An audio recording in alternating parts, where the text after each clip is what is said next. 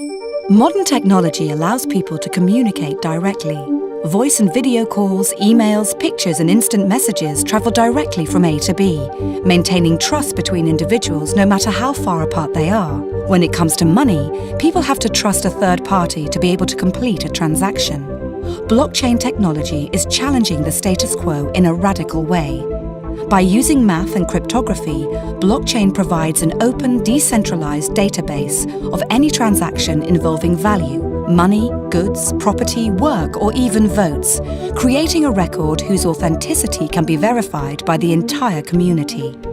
The future global economy will move towards one of distributed property and trust, where anyone with access to the internet can get involved in blockchain-based transactions, and third-party trust organizations may no longer be necessary.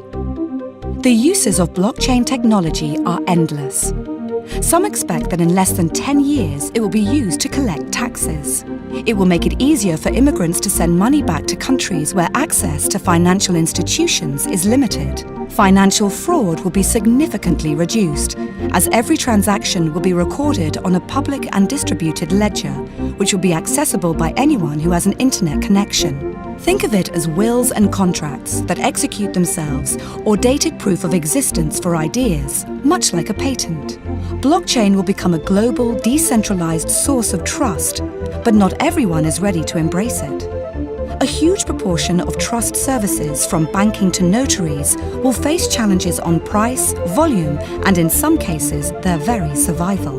Public authorities could find it more and more difficult to enforce traditional financial regulations due to the new possibilities offered by the Bitcoin network to bypass traditional financial intermediaries.